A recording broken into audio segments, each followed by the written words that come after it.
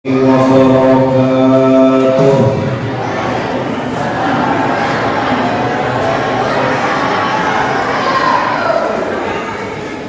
Alhamdulillahilladzi arsala rasulahu bil huda wa dinil haqq liyudhhirahu 'ala dini kullihi wa kafa billahi shahida. أشهد أن لا إله إلا الله وحده لا شريك له وأشهد أن محمدا عبده ورسوله لا نبي بعده. اللهم صل على محمد وعلى آله وصحبه ومن والاه أما بعد. قال الله تعالى في كتابه الكريم: أعوذ بالله من الشيطان الرجيم. يا أيها الذين آمنوا اتقوا الله حق تقاته ولا تموتن إلا وأنتم مسلمون. Yang saya hormati kepala kampung Suara atau yang mewakili Ketua PPK beserta anggota, Ketua RT Kampung Suara, tokoh agama, pemuda masyarakat, alim ulama, ustaz-ustazah, Bapak Ibu, undangan peringatan Isra wal Mi'raj Nabi besar Muhammad sallallahu alaihi wasallam, terkhusus kepada pengurus masjid Kampung Suara serta seluruh panitia pelaksana dan tak lupa pula orang tua kita, Bapak Idola, dan ada orang-orang tua saya di sini. Alhamdulillah masih bisa bertemu kembali. Bapak Alvin, Pak Henry, yang sejak 20 tahun yang lalu sudah sering bersama-sama. Alhamdulillah, ini karunia yang sangat besar bagi kita. Allah masih berikan kesempatan dan usia, walaupun sudah lebih dari 20 tahun, masih bisa bersama-sama untuk bersilaturahmi pada kesempatan malam hari ini.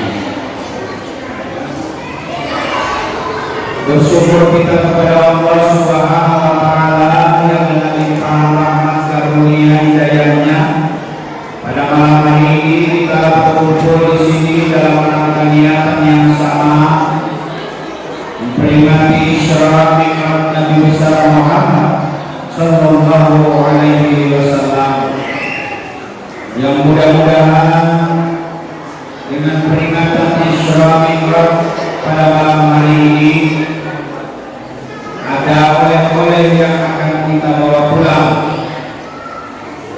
yaitu hikmah dari peringatan yang kita peringati pada malam hari ini. Salawat dan salam kepada Rasulullah tak lupa kita sampaikan kepada junjungan kita Nabi Muhammad sallallahu alaihi wasallam. Berkat perjuangannya, pengorbanannya, mujahadahnya, Islam sampai kepada kita. Maka dianjurkan dan disunnahkan kepada kita untuk terus berselawat kepada beliau, karena jasa-jasa beliau sehingga kita kenal yang namanya agama Islam. Ibu-ibu di belakang bisa dengar saya dong. Jelas suaranya tuh.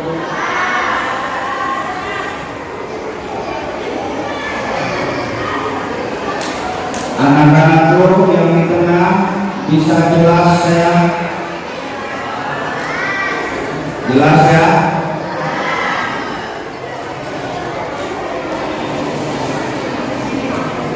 Bapak Ibu di majelis yang dirahmati Allah Subhanahu wa Ta'ala, malam ini kita memperingati Isra Mi'raj. Apa itu Isra? Secara berulang sudah kita pelajari, sudah dikenalkan kepada kita, yang hampir setiap tahun kita peringati Isra Mi'raj. Sebagai bentuk kecintaan kita kepada Allah dan Rasul-Nya, malam ini kembali kita peringati untuk saling mengingatkan, karena manusia selalu lupa. Maka lewat peringatan pada malam hari ini, mari kita sama-sama mengingatkan kembali apa itu Isra dan apa itu Mi'raj. Bapak Ibu hadirin majelis yang dimuliakan Allah Subhanahu wa Ta'ala, kita mendengar lantunan ayat yang sudah dibacakan oleh Qori kita. A'udzubillahi minasyaitonir rajim. Subhanalladzi asra bi 'abdihi laylan minal masjidil haram ilal masjidil aqsa baraknahu liyuriyahu min ayatina innahu huwas samiul basir. Maha suci Allah yang telah memperjalankan hambanya pada malam hari, yang sekelilingnya kami berikan berkah agar kami tampakkan, kami perlihatkan sebagian tanda-tanda kebesaran kami, kata Allah. Sesungguhnya Allah Maha mendengar lagi Maha melihat. Maka Bapak Ibu, bicara tentang Isra Mi'raj, tadi sudah dilantunkan Quran surat Al-Isra ayat 1. Maha suci Allah yang telah memperjalankan hambanya dari Masjidil Haram ke Masjidil Aqsa, yang dilakukan pada malam hari.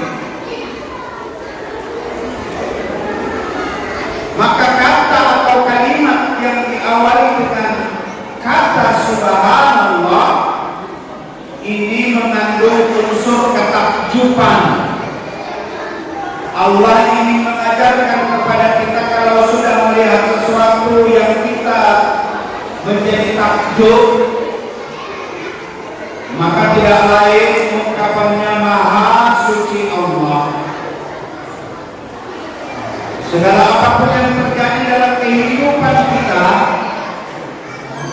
begitu kita melihat, begitu kita mendengar ketakjuban-ketakjuban yang terjadi, kekaguman-kekaguman yang kita lihat, maka bukan manusia yang membuat ketakjuban itu, bukan kerja manusia yang membuat kehebatan-kehebatan apapun yang terjadi di permukaan bumi ini, tetapi sesungguhnya Allah lah semuanya yang membuat kehebatan-kehebatan, ketakjuban-ketakjuban, kekaguman-kekaguman, yang sehingganya kita sebagai manusia hanyalah bisa mengucapkan Maha suci Allah.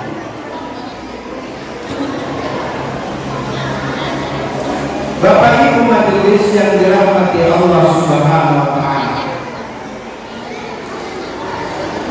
Yang melatar belakangi Isra Mi'raj ini, para ulama sepakat tahun kesedihan yang dirasakan oleh Nabi Muhammad Sallallahu Alaihi Wasallam. Kenapa disebut ulama tahun kesedihan? Karena Rasulullah pada saat yang hampir bersamaan diuntung muka,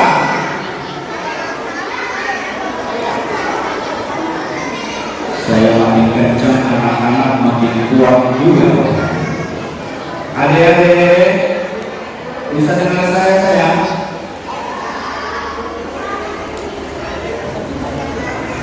Jangan dulu ngomong ya, gantian kita.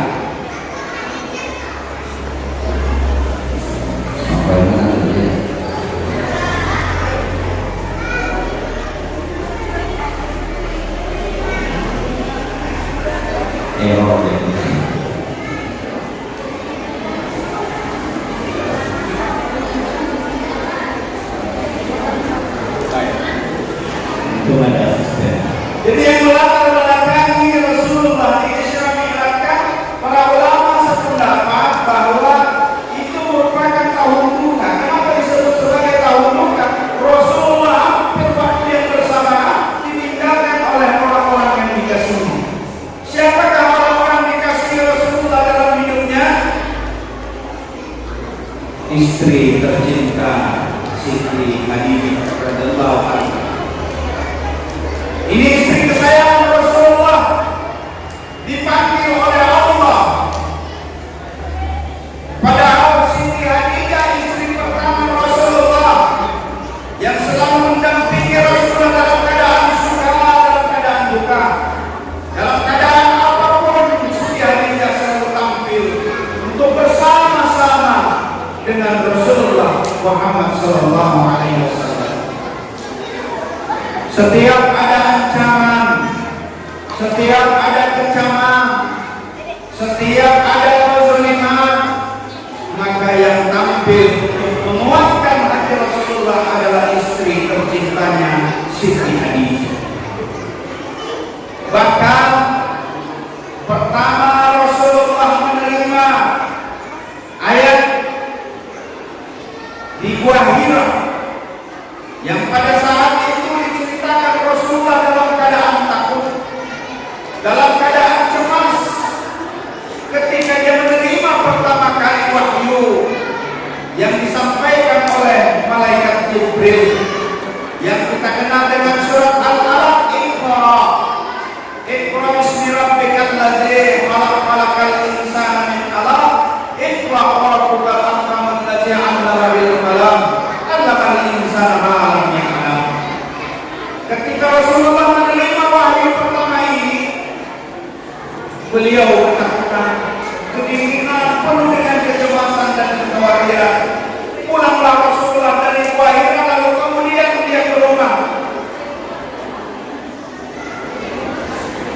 Siapa yang menenangkan rasa khawatir dan takutnya Rasulullah? Istri tercintanya Siti Khadijah radhiyallahu anha. Nah, Bapak Ibu hadirin majelis yang dimuliakan Allah Subhanahu wa taala. Ini diambil oleh Allah. Orang yang dikasihi, orang yang dicintai. Betapa sedihnya Rasul. Dalam waktu yang tidak terlalu lama, Rasulullah pun kemudian ditinggal oleh pamannya Abu Talib. Walaupun paman Rasulullah Abu Talib ini tidak sempat mengucapkan syahadat untuk masuk ke dalam Islam, tapi beliaulah yang menyokong, mensupport, membantu, melindungi dari berbagai ancaman kafir Quraisy. Paman inilah yang selalu membela beliau. Tetapi ini pun juga diambil oleh Allah Subhanahu wa taala. Kita bisa membayangkan Bapak Ibu, kalau orang-orang yang kita cintai lalu kemudian meninggal dunia. orang yang selama ini tempat kita bersandar, orang yang selama ini tempat kita curhat, orang yang selama ini tempat kita berbagi cerita, orang yang selama ini tempat kita berkeluh kesah, diambil oleh Allah Subhanahu wa Ta'ala. Istri lalu kemudian pamannya, maka kesedihan Rasulullah bisa dipastikan, dan sulit untuk kita bayangkan betapa kedukaan yang dirasakan oleh Rasulullah pada saat itu.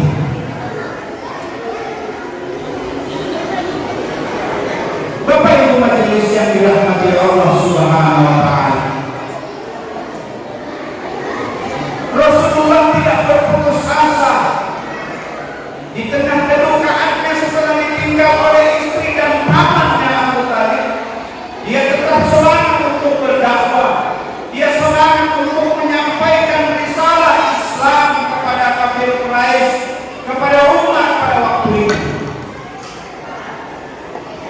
Masih menaruh harapan beliau akhirnya pergi ke kota Taif untuk menyampaikan risalah Islam ini, dengan harapan kalau ada keluarga, ada sanak saudara yang berada di kota Taif mau menerima risalah yang akan disampaikan oleh beliau.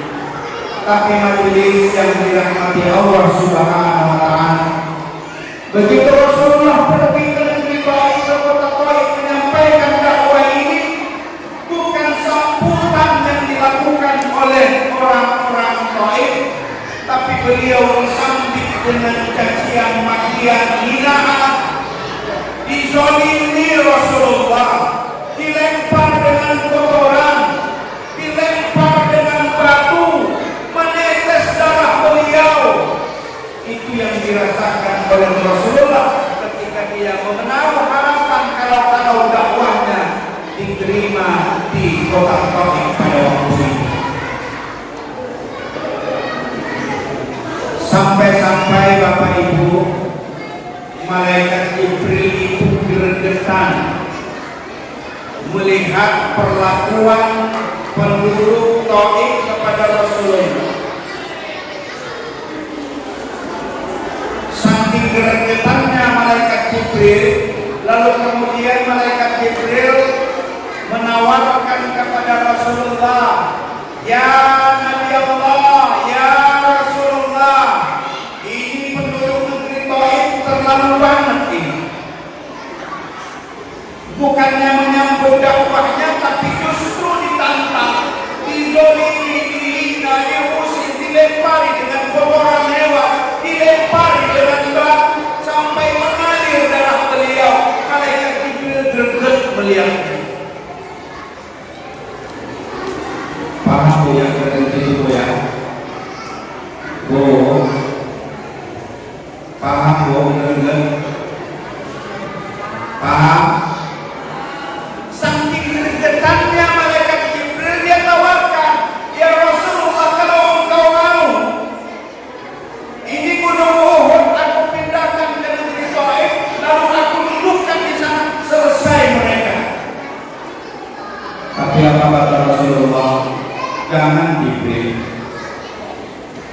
Mereka belum paham, mereka belum tahu, mereka belum mengerti. Begitulah dakwah Islam yang dibawa oleh Rasulullah Muhammad sallallahu alaihi wasallam. Bisa kita bayangkan Rasulullah yang berdakwah bukan yang disambut tapi disambit, bukan yang dimuliakan tapi dihinakan. Sementara saya sendiri sebagai pembicara al-fakir ilmu yang tidak banyak terlalu ilmu, ya Allah ya Rabbi, begitu saya datang ke sini disambut oleh para panitia, disambut oleh pengurus masjid. Setelah selesai sholat maghrib kita berjamaah, diajak lagi kita ke rumah sebelah makan malam. Ada ikan bakar, ada ayam, apa jalan tadi? Banyak lah pokoknya. Padahal tidak seberapa.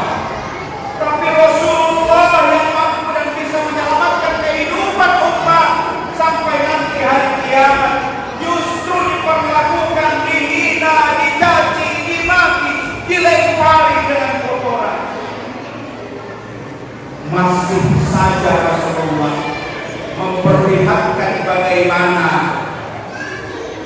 manusia pilihan Allah yang menunjukkan ketegaran dan kesabarannya menghadapi umat di kala itu. Nah, Bapak Ibu majelis yang dirahmati Allah Subhanahu wa taala, maka hikmah yang dapat kita ambil betapa Rasulullah diuji dulu kesabarannya. Yang kesabarannya kalau kita coba banding-bandingkan dengan apa yang sudah kita lakukan selama hidup ini, memang tidak bisa kita bandingkan, jauh panggang dari Nabi. Bagaimana dakwah yang dilakukan oleh Rasulullah untuk menyampaikan dakwah ini dan akhirnya sampai ke kampung Soran ini adalah berkat daripada perjuangan Nabi Allah Muhammad sallallahu alaihi wasallam. Setelah Rasulullah mengalami tahun kedukaan, ditinggal oleh istri, ditinggal oleh paman, lalu kemudian dihina, dicaci, direndahkan, dilempari kotoran, dilempari batu, berdarah beliau. Tetapi Rasulullah dalam kondisi sabar, bahwa dia yakin ini adalah ujian yang diberikan oleh Allah kepadanya. Maka inilah para ulama sepakat yang dilatar belakangi oleh kedukaan yang dirasakan oleh Rasulullah, lalu kemudian akhirnya terjadilah peristiwa yang namanya Isra wal Mi'raj. Yang para ulama mengatakan ini adalah bagian daripada hiburan Allah kepada Rasulullah kekasihnya Muhammad sallallahu alaihi wasallam. Maka hikmah yang dapat kita ambil Bapak Ibu dari kesabaran yang dilakukan oleh Rasulullah ini menggambarkan dan mencerminkan kalau kita menghadapi segala apapun dalam kehidupan ini, maka yang menjadi apa yang harus kita lakukan tidak lain pilihannya adalah sabar atas segala ujian dan cobaan yang ditimpakan oleh Allah kepada dia. Bapak Ibu majelis yang dirahmati Allah Subhanahu wa taala, inilah yang melatar belakangi diisrakannya dan dimi'rajkan sekaligus oleh Allah Subhanahu wa taala. Isra dalam ayat ini bahwa Rasulullah diperjalankan dari Masjidil Haram ke Masjidil Aqsa. Itulah makna daripada Isra. Perjalanan Rasulullah dari Masjidil Haram di kota Makkah menuju Masjidil Aqsa di Palestina. Itulah yang dinamakan Isra. Perjalanannya masih mendatar, perjalanannya masih sama-sama di bumi, perjalanannya dari masjid ke masjid. Ini pun mengandung hikmah kepada kita yang memperingati Isra Mi'raj pada malam hari ini. Hikmah yang pertama, perjalanan mendatar adalah hubungan manusia sesama manusia. Maka dengan peringatan Isra Mi'raj kita mengambil hikmah. Yuk kita jaga persatuan dan kesatuan. Yuk kita jaga silaturahmi antara kita sesama keluarga, tetangga, masyarakat, sekampung. Jangan sampai ada terjadi yang namanya gesekan demi gesekan. Kalau ukuran gesekan itu hanya sekecil, tidak seberapa, jangan kita besar-besarkan. Karena bagaimanapun kita sebagai seorang muslim yang mukmin, innamal mu'minuna ikhwah, kata Allah, setiap yang beriman itu adalah bersaudara. Maka hikmah dari Isra ini, Allah ingin mengajarkan kepada kita, mari kita membangun yang namanya kasih sayang dan cinta kepada sesama manusia. Jangan hanya karena kita mungkin diikat oleh persaudaraan saudara, lalu baru kemudian kita mau untuk bersilaturahmi dan menjalin hubungan satu dengan yang lain. Tentu tidak demikian Islam mengajarkan. Begitu kita sesama muslim dan kita mengaku beriman dan kita merasakan satu akidah yang sama, maka dialah saudara kita. Jangankan kita sesama Islam, yang di luar dengan Islam saja, Islam mengajarkan kepada kita tetap untuk kita menjaga hubungan baik dengan mereka. Itulah yang diajarkan Islam, karena Islam kita yakini sebagai agama rahmatan lil alamin, agama yang menebarkan kebaikan ke seluruh alam semesta. Yang kedua, Bapak Ibu, masih di Isra. Perjalanan Rasulullah dari Masjidil Haram ke Masjidil Aqsa. Masjidil Haram di kota Mekah menuju Masjidil Aqsa di Palestina. Apa yang dapat kita ambil? Perjalanan Rasulullah ini dari masjid ke masjid. Hikmahnya Bapak Ibu, masjid ini merupakan simbol Islam.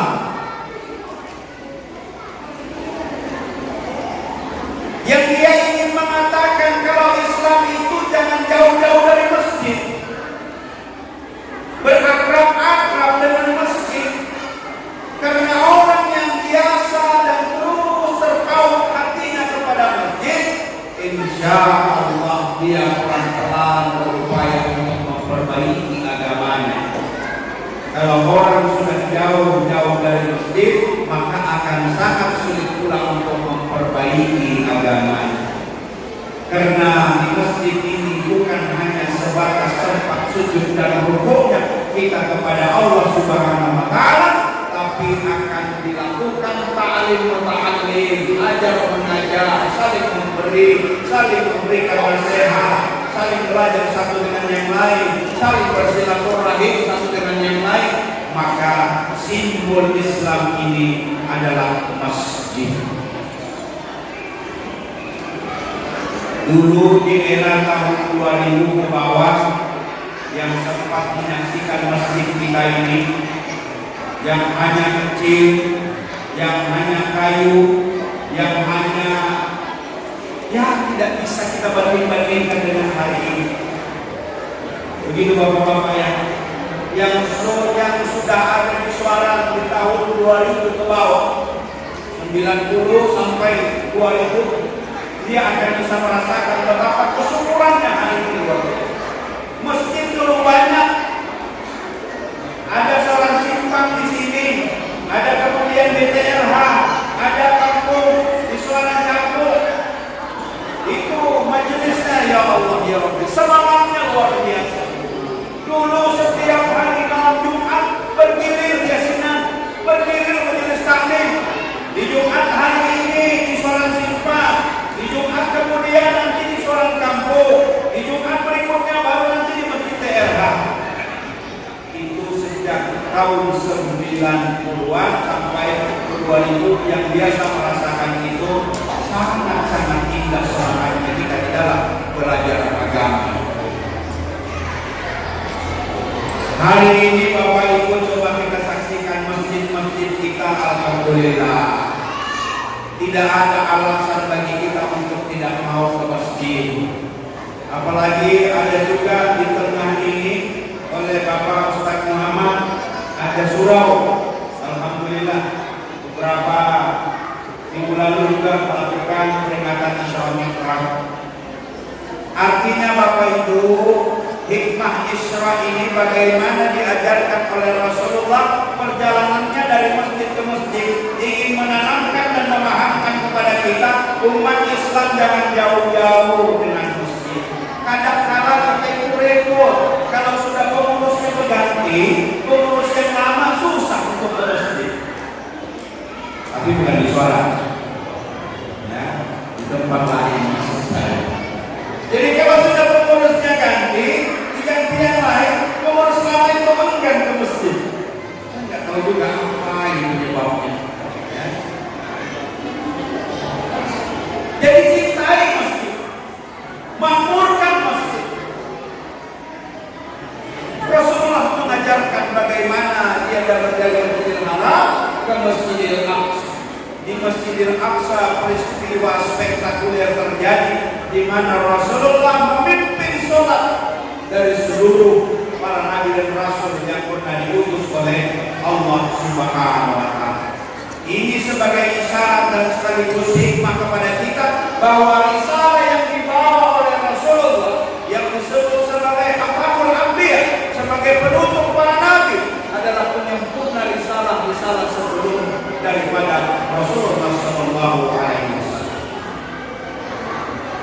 Maka Bapak Ibu, hikmah yang kedua dari masjid ke masjid ini, mari saya mengajak makmurkan masjid kita ini.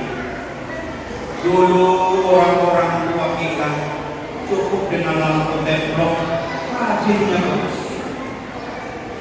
Kalau mau menuju masjid jalan yang becek, cukup dengan obor, tapi mereka semangatnya ke masjid.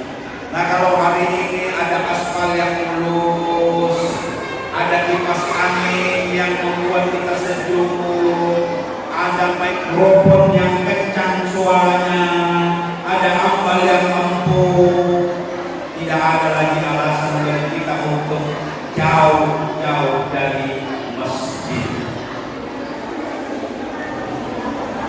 Makanya salah satu 7 golongan yang nanti di hari kiamat mendapatkan perlindungan daripada Allah Subhanahu wa Ta'ala adalah orang yang selalu terpaut hatinya ke masjid.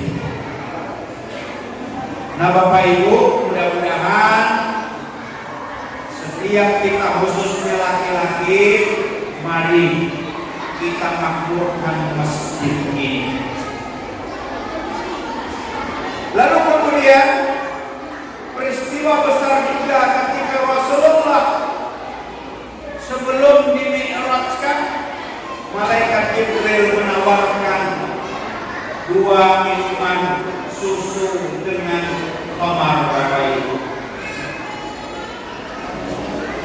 Dalam hadis riwayat Muslim bahwa malaikat Jibril menyodorkan 2 minuman, 2 gelas yang berisi minuman, 1 susu, 1 khamar. Rasulullah itu memilih susu, lalu kemudian diminum oleh beliau. Kata Jibril, engkau benar ya Rasulullah, engkau telah memilih yang tepat. Apa maknanya? Rasulullah itu memilih minuman yang bagus, minuman yang baik, minuman yang halal. Lagi-lagi hikmah yang dapat kita ambil, sudahlah yang hari ini masih minum-minum, sudahlah, tidak perlu lagi minum-minum. Paham? Dulu mungkin iya, kita jagonya, karena kalau sudah kumpul-kumpul seperti itu jago-jagoan, ya, tidak perlu lagi bergilir pakai gelas atau pakai loki. Ambil botolnya, cekek, terus tanggap sampai habis. Begitu setengah habis, jago dia hilang dengan temannya. Kalau masa-masa jahiliyah, masa-masa muda, masa-masa dulu, kita selalu akrab dengan minum-minuman yang memabukkan, melalui Isra Mi'raj diajarkan oleh Rasulullah. Sudah, tinggalkan yang begituan. Karena mabuk itu memang tenang katanya, fly, indah. Tapi saya nyungsep di parit, jatuh di motor, tanggal gigi, patah kaki, hilang tangan. Kenapa? Karena mabuk pada saat naik. Maka hikmah yang dapat kita ambil, apa yang diajarkan oleh Rasulullah, ambil susu, minuman yang baik, minuman yang halal, minuman yang benar. Maka melalui Isra Mi'raj kita coba dan berupaya untuk tidak lagi melakukan apa yang diharamkan oleh Allah, termasuk meminum khamar yang memabukkan. majelis yang dimuliakan Allah Subhanahu wa Ta'ala. Peristiwa spektakuler juga yang terjadi sebelum Rasulullah dimi'rajkan, datang malaikat Jibril kemudian membaringkan Rasulullah. Proses pembelahan dada yang kedua di masa kanak-kanak Rasulullah ketika dia bermain sebaya seperti anak-anak kita ini. Ketika dia di tempat disusuannya kalimat isyaria, malaikat Jibril datang lalu kemudian membelah dada Rasulullah. Sebelum dimi'rajkan ini terulang lagi. Sudah dewasa kemudian siap untuk dimi'rajkan, ini dilakukan dan diulang oleh Rasulullah. Pembelahan dada yang dilakukan oleh malaikat Jibril kepada Nabiullah Muhammad SAW. Diambillah isi dada itu, lalu kemudian dicelupkan di air yang suci, air Zam-Zam.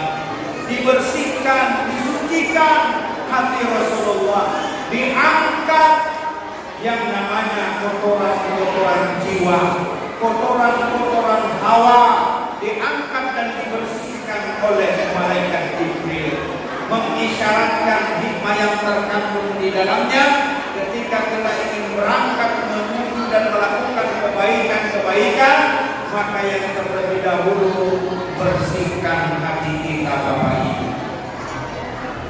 Bersihkan hati kita dari kotoran-kotoran tiba. Bersihkan hati kita dari kotoran-kotoran membicarakan orang lain.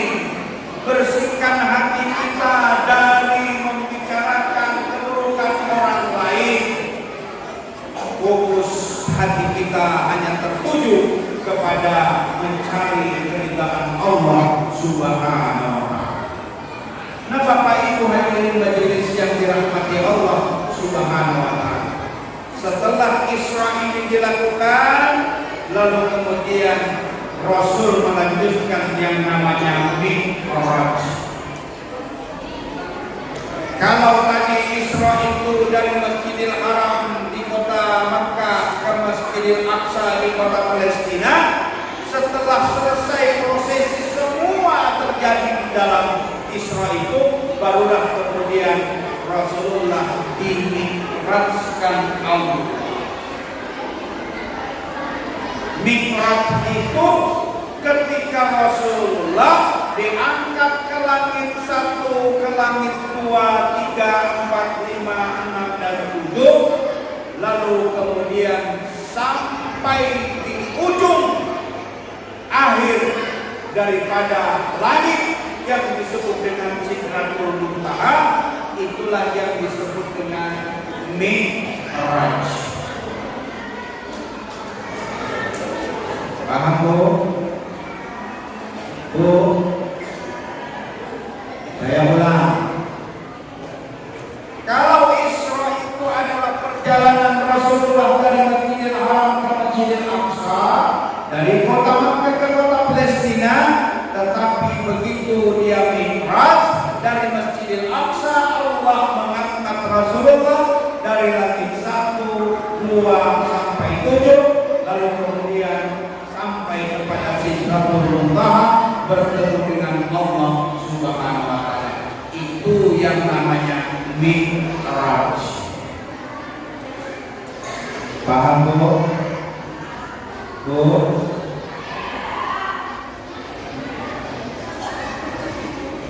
Nah, Mi'raj inilah perjalanan yang menurut akal manusia tidak nyambung. Menurut pemikiran dan akal kita tidak nyambung. Jangankan Mi'raj, perjalanan dari kota Makkah ke Palestina yang kurang lebih jaraknya 1.500 km saja tidak masuk akal di zaman itu. Apatah lagi ke langit 1, ke langit 2, sampai ke 7. Langit kita ini berlapis-lapis sampai 7. Semakin besar dan semakin tinggi, maka langit itu akan jauh lebih besar lagi kelipatannya dibanding dengan Makanya dalam konsep Alhamdulillahirabbil alamin, segala puji bagi Allah Tuhan semesta alam, yang kita maknai alam ini tidak hanya sekedar kita berada di bumi. Bumi ini adalah bagian terkecil dari tata ruang yang diciptakan oleh Allah yang maha besar, yang maha agung. Kita ini terkecil. Ada planet-planet yang jauh lebih besar. Nah, setiap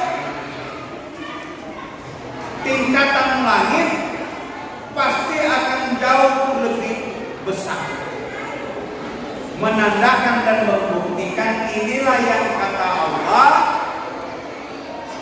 akan kami perlihatkan sebagian tanda-tanda kebesaran kami. Maka Allah ingin memperlihatkan tanda-tanda kebesarannya kepada kita manusia melalui perjalanan Rasulullah Isra Mi'raj. Kenapa demikian? Supaya setiap kita sebagai seorang muslim yang mukmin meyakini bahwa perjalanan ini benar-benar terjadi. Karena dalam konteks ayat Subhanallazi asra bi abdi, ada kata abdi, hamba. Hamba itu berarti lengkap, ada jasad, ada rohani. Itulah manusia. Jadi walaupun ada sebagian ulama berpendapat Rasulullah itu diisra-mi'rajkan ruhnya saja, tapi sebagian besar ulama sepakat bahwa Isra Mi'raj itu dilakukan Nabiullah lengkap dengan jasad, dengan rohani. Karena hamba itu dimaknai adalah manusia. Ada jasad, ada roh, itu namanya manusia. Ada jasad tapi tidak ada roh, apa namanya roh? Ada jasad tapi tidak ada roh, apa namanya roh? Maya. Ada roh tidak ada jasad, apa namanya? Apa namanya? Pocong. Jasadnya nggak ada, tapi ruhnya ada. Antum. Jin sebagian daripada makhluk yang diciptakan oleh Allah, dia tidak nampak jasadnya sebagaimana kita. Tetapi ada yang maha hidup di dalamnya, itu ruh. Nah, di abdi di sini membuktikan bahwa Rasulullah diperjalankan melalui Isra dan Mi'raj ini lengkap dengan jasad dan roh. Bertemulah Rasulullah di langit pertama, kedua, ketiga dengan para nabi sebelumnya. Lalu kemudian Rasulullah diajak pula oleh malaikat Jibril melihat-lihat situasi neraka dan surga. Jadi orang-orang kafir semakin tidak percaya dengan perjalanan ini. Sebagaimana Abu Jahal ketika pertama kali mendengar berita Rasulullah diperjalankan Isra dan Mi'raj, dia senangnya luar biasa. Kenapa dia senang? Karena dia yakin masyarakat kafir Quraisy tidak akan percaya dengan ucapan dan omongan Rasulullah. Sehingga ketika Rasulullah ingin menyampaikan kepada khalayak ramai, kata Abu Jahal, jangan dulu, nanti saya akan kumpulkan dulu orang. Dengan gembira hatinya, tertawa-tawa, tersenyum-senyum dengan anggapan ini Muhammad sudah gila. Begitu dikumpulkan orang-orang, lalu kemudian disampaikan pengumuman ini. Tapi yang menjadi patokan orang adalah Abu Bakar As-Siddiq, yang ketika ditanya oleh orang-orang pada waktu itu, apakah engkau percaya Rasulullah semalam menjalankan Isra Mi'raj? Dia menuju langit 1, 2 sampai Sidratul Muntaha, lalu sebelum waktu subuh dia sudah kembali ke Masjidil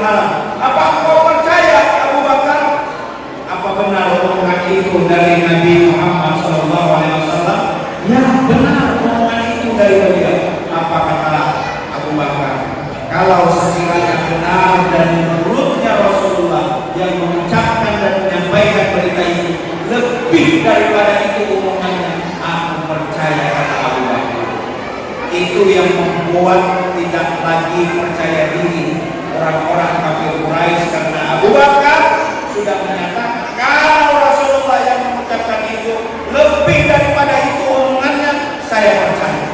Maka disitulah Abu Bakar bergelar yang namanya As-Siddiq, orang yang dipercaya atau mempercaya. Nah, Bapak Ibu majelis yang dirahmati Allah Subhanahu wa taala, begitu Rasulullah dimi'rajkan bertemu dengan beberapa nabi di langit 1, 2, 3 sampai 7, maka Rasulullah pun juga diajak malaikat Jibril melihat kondisi neraka. Apa yang diperlihatkan? Yang diperlihatkan ada orang yang kemudian berenang di air darah dan nanah.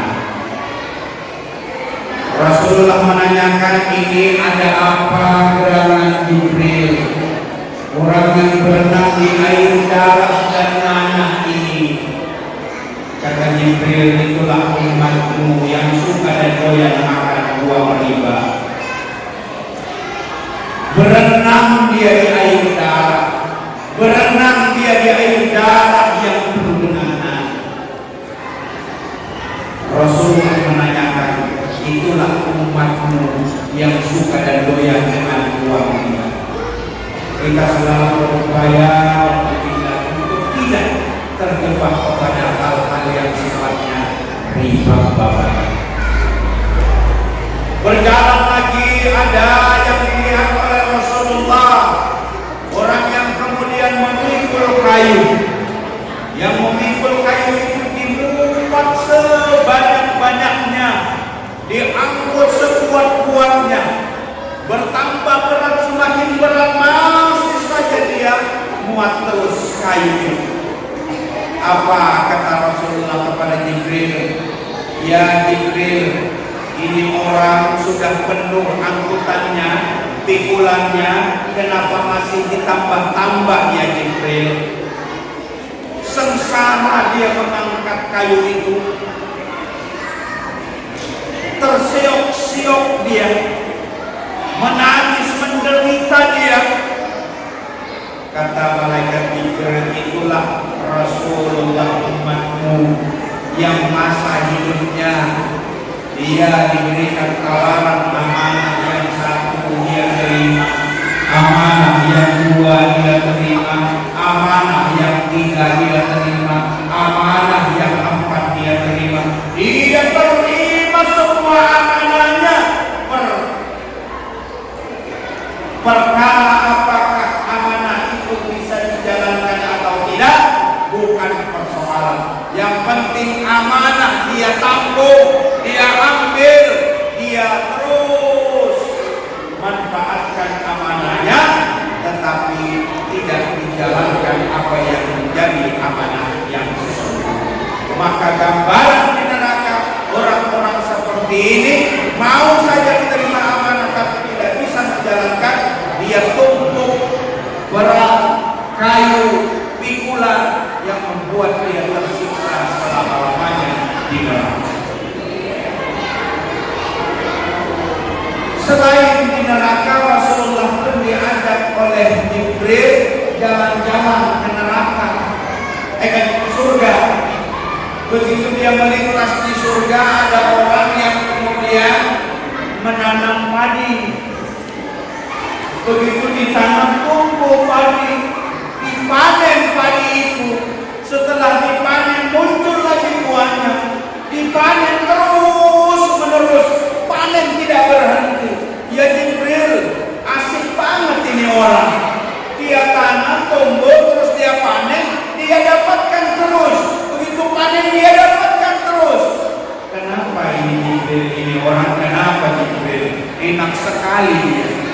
Kata Jibril kepada Rasulullah, itulah umatmu yang selama hidupnya rajin dia bersedekah, rajin membantu orang lain,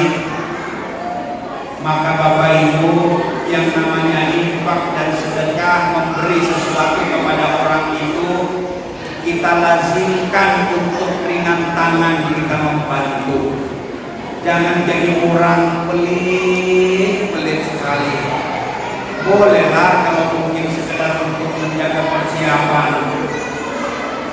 Karena kalau kita tidak berjaga-jaga, kekhawatiran kita habis, tapi bagi orang-orang yang yakin dia tidak perhitungkan. Maka orang-orang yang diberikan gambaran oleh Allah memperlihatkan orang yang panen terus panen adalah orang-orang yang berinfak dan sedekah. Maka kalau hari Jumat sering anak-anak kita itu bersama mereka, mau 1.000, 5.000, 10.000, kita kasih mereka itu duit. Kenapa? Mengajarkan kepada mereka untuk rajin infak dan sedekah. Jadi bapak-bapak yang hari ini terbiasa memberikan uang saku kepada anak-anaknya pada hari Jumat, mulai nanti kasih mereka. Tidak perlu banyak, tentu sesuai dengan kemampuan kita. Bekali dia 1.000, bekali dia 2.000, bekali dia 5.000, bekali dia 10.000. Untuk apa? Sampaikan kepada anak-anak kita nanti sampai di masjid, kau infaknya, kau masukkan ke kotak amal di masjid. Karena sesungguhnya setiap yang orang berinfak, orang yang bersedekah, maka infak dan sedekah itu adalah harta sesungguhnya yang dimiliki oleh kita manusia. Sementara apa yang tertinggal di kita itu bukanlah sesungguhnya harta. Maka Bapak Ibu, mari kita lazimkan untuk gemar berinfak dan bersedekah. Tentu dalam hal ini kita layak tahu berapa besar isi dompet kita masing-masing. Tapi yang jelas mengajarkan kepada kita untuk infak dan sedekah, meringankan hati dan tangan kita untuk mengulurkan bantuan kepada siapa yang butuh bantuan. Nah Bapak Ibu, tentu infak dan sedekah ini tidak hanya sekedar urusan uang semata. Kita memberikan nasihat, kita memberikan pertolongan, kita meringankan beban orang, itu pun juga bagian yang dihitung sedekah daripada Allah Subhanahu wa Ta'ala.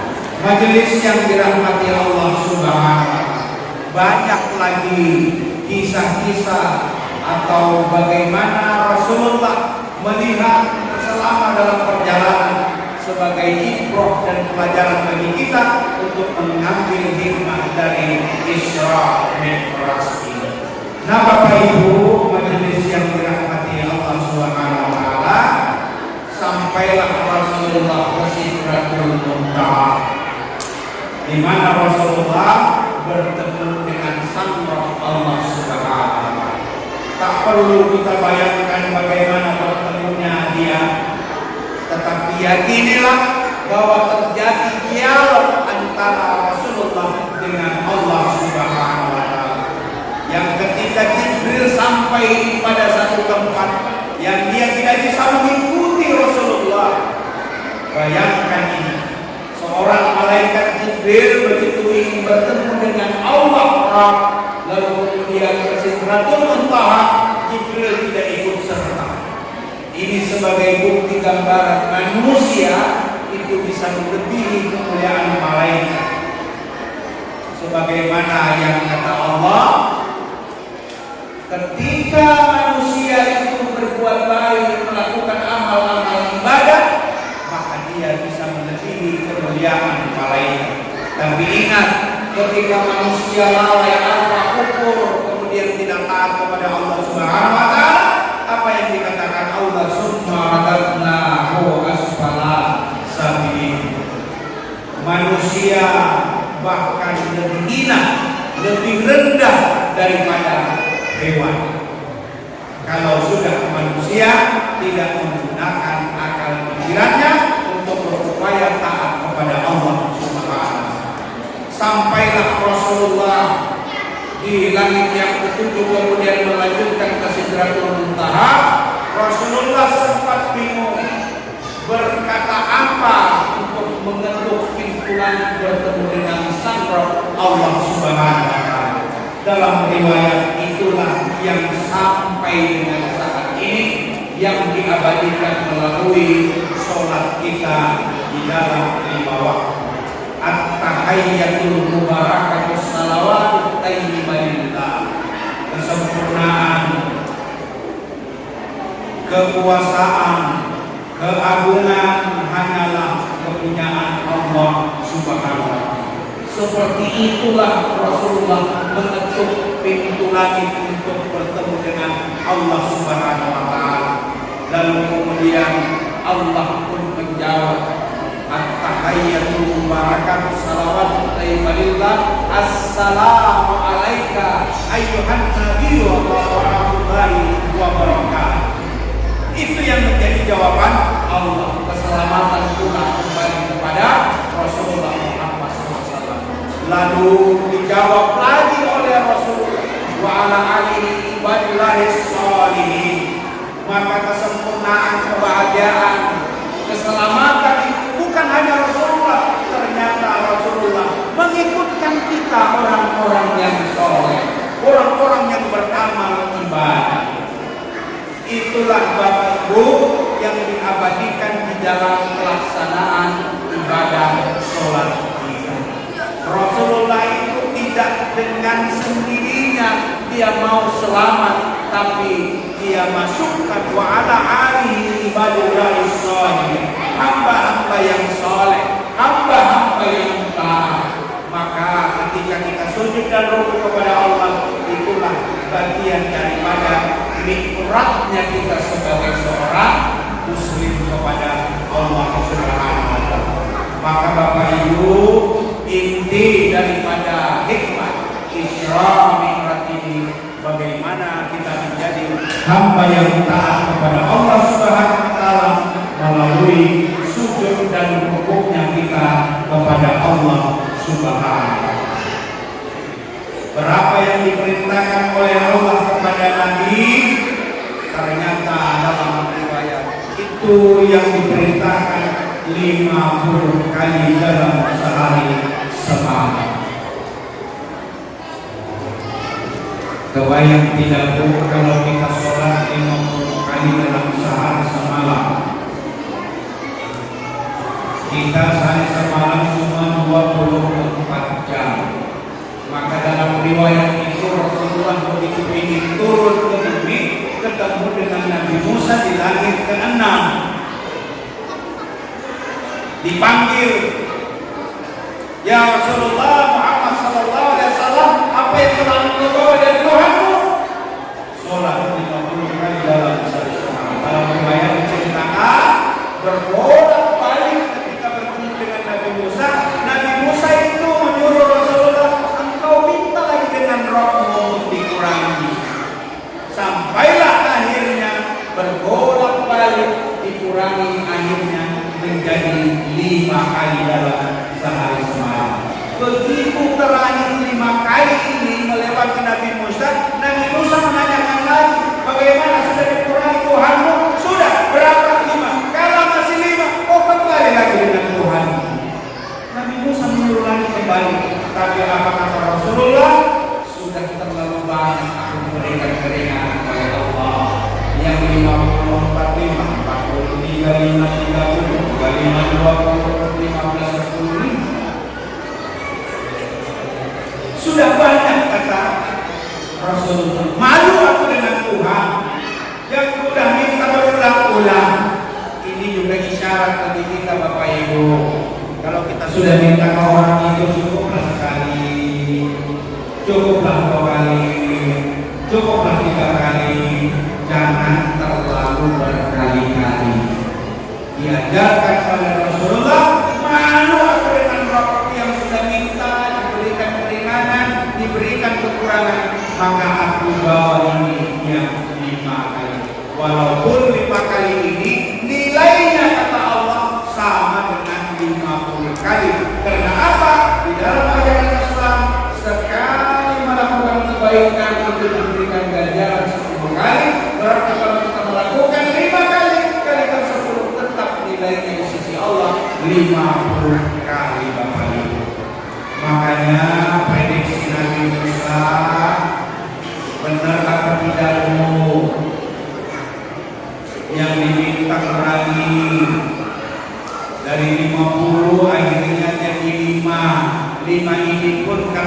Musa, engkau minta lagi. Kalau dulunya sholat diperintahkan kepada kita 50 kali dalam sehari semalam, maka dibagi 24 jam, berarti kira-kira setiap setengah jam kita melaksanakan ibadah sholat. Baru kita mau dulu di dalam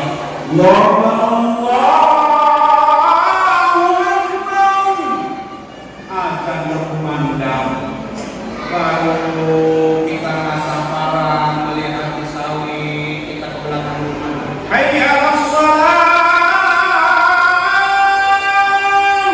azan lagi, baru kita mau panik, lihat-lihat, hayya 'alal falah, Allah panggil, Allah seru. Bayangkan itu Bapak Ibu, sempat ngapain kita kalau 50 kali dalam sehari semalam. Tapi Allah yang Rahman dan Rahim memberikan syariat ini hanya 5 kali dalam sehari semalam. Kalau kita hari ini masih berat untuk sujud dan rukuk, bayangkan perintah itu 50 kali dalam sehari semalam. Kalau kita membayangkan 50 kali dalam sehari semalam, maka 5 itu sangat-sangat enteng dan mudah bagi yang mampu. Masalahnya itu mau apa tidak? Karena begitu aja dikumandangkan Bapak Ibu, asyhadu an la ilaha illallah, itu bentuk panggilan muadzin yang azan, tapi hakikatnya Allah panggil, hayya 'alas shalah, marilah sholat kata Allah, mari sholat, hayya 'alal falah, ayo kita menuju kemenangan, dipanggil. Hakikatnya Allah yang panggil kita, diajak kita sholat, lalu kemudian Allah janjikan, mari kita menuju kemenangan. Kemenangan dari mana? Kemenangan dari dunia yang melalaikan kita sampai dengan kita menjadi umat. Bukankah dunia ini menjanjikan itu, tapi siapa yang sampai pada akhirnya bahagia dengan dunia lalu kemudian bahagia selamanya? Tidak sama sekali. Karena dunia ini sesaat saja diberikan oleh Allah. Uang banyak silakan, harta melimpah monggo, tetapi ingat yang kita bawa di hadapan Allah, bagaimana ibadah sholat kita kepadanya. Kalau baik ibadah sholat kita, maka insya Allah ibadah yang lain pun menjadi baik pula.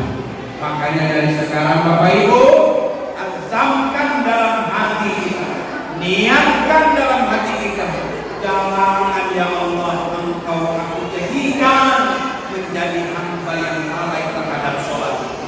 Apalagi yang laki-laki Bapak, kalau sudah balik, kalau sudah dewasa, tidak ada yang namanya dispensasi untuk meninggalkan yang namanya sholat. Kalau ibu-ibu beruntunglah, ada dispensasinya. Dalam setiap bulan ada 4 hari, 5 hari, paling lama 1 minggu atau mungkin 15 hari. Ada dispensasi. Tapi bagi laki-laki Bapak Ibu, kalau tidak bisa sholat berdiri, lakukan dengan duduk. Kalau tidak bisa dengan duduk, lakukan dengan berbaring.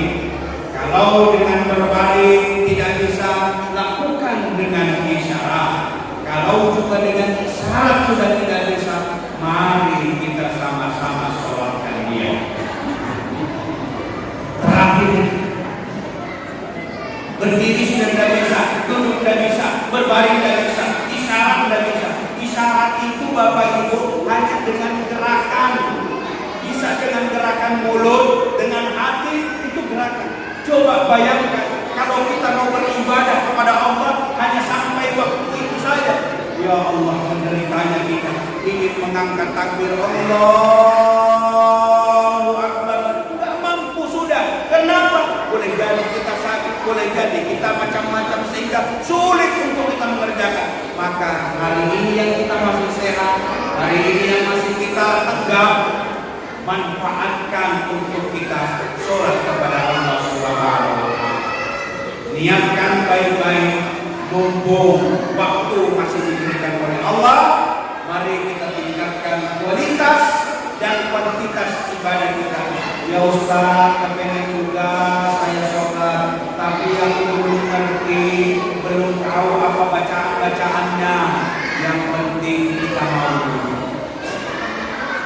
Kalau kita sudah mau, insya Allah pelan-pelan kita belajar, dan pada saat proses belajar itu Allah Maha Rahman, Allah Maha Rahim, maka itu bagian daripada nilai yang sudah menjadi catatan amal ibadah kita di sisi Allah Subhanahu wa Ta'ala.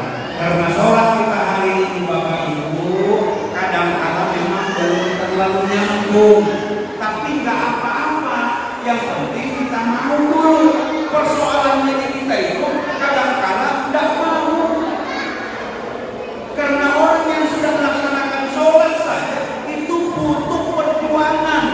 Perjuangannya apa? Bagaimana dia bisa konsentrasi, bagaimana dia bisa fokus, bagaimana dia bisa khusyuk. Orang yang mau sholat, apatah lagi orang yang tidak mau sholat. Intinya kita mau dulu melaksanakan yang namanya perintah sholat. Karena sholat ini Bapak Ibu diperintahkan langsung oleh Allah, tidak melalui perantaraan Jibril sebagaimana ibadah-ibadah yang lain. Kalau ibadah lain, puasa melalui malaikat Jibril, zakat melalui malaikat Jibril, haji melalui malaikat Jibril, semua ibadah yang diperintahkan oleh Allah semuanya pakai perantara. Tapi untuk sholat Allah yang langsung panggil. Itulah keistimewaan daripada ibadah sholat, sehingga mesti harus kita jaga, harus kita tunaikan. Maka hukumnya fardu ain bagi yang sudah dewasa. Setiap kita meninggalkan, maka setiap waktu yang kita tinggalkan itu tersetorlah dosa-dosa kita kepada Allah Subhanahu wa Ta'ala. Mudah-mudahan Bapak Ibu hadirin majelis yang dimuliakan Allah Subhanahu wa Ta'ala, kita selalu diberikan kekuatan lahir dan batin sehingga kita bisa menunaikan yang namanya ibadah sholat kita. Insya Allah Bapak Ibu, Bu, insya Allah sholat ya Bu, kita mulai dari sekarang dan sampai ditinggalkan yang namanya ibadah sholat. Saking pentingnya ibadah sholat, ada dalam hukum Islam disebut ruksa. Ruksa itu keringanan.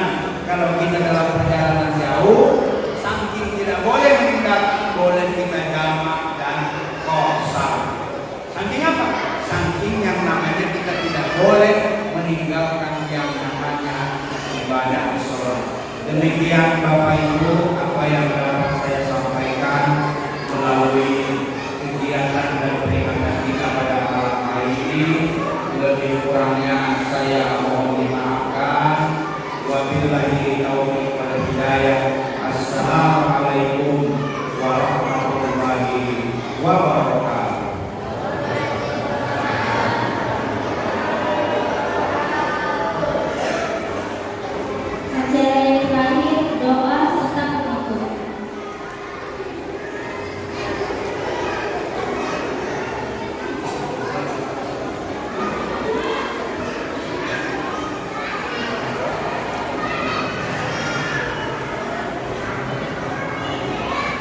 Mari Bapak Ibu kita istighfar menghadap kepada Allah Subhanahu wa Ta'ala. Semoga apa yang kita laksanakan hari ini mendapatkan keberkahan dari Allah Subhanahu wa Ta'ala. Astagfirullahaladzim. Astagfirullahaladzim.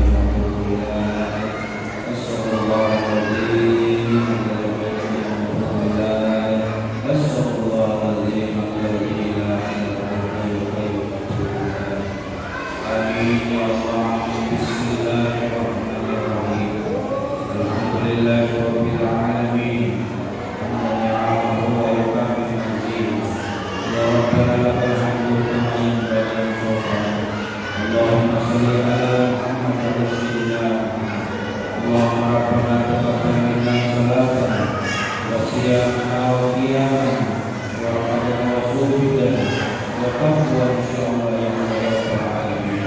ربنا اغفر لنا ولوالدينا وارحمهما كما ربيانا صغيرا ولجميع المسلمين والمسلمات والمؤمنين والمؤمنات الأحياء منهم والأموات إنك لكل شيء قدير. ربنا ظلمنا أنفسنا وإن لم تغفر لنا وترحمنا لنكونن من الخاسرين. ربنا ولا تحمل علينا إصرا كما حملته على الذين من قبلنا. ربنا ولا تحملنا ما لا طاقة لنا واعف عنا واغفر لنا وارحمنا أنت مولانا فانصرنا على الكافرين. اللهم إنا نسألك سلامة في الدين وعافية في الجسد وعافية في العلم وبركة في الرزق وتوبة قبل الموت ورحمة عند الموت ومغفرة بعد الموت. اللهم حول علينا في شرة الموت وانزل الرجال. ربنا هب لنا من أزواجنا وذريتنا قرة أعين واجعلنا للمتقين إماما. ربنا آتنا في الدنيا حسنة وفي الآخرة حسنة وقنا عذاب النار. سبحان ربك رب العزة عما يصفون على المرسلين والحمد لله رب العالمين.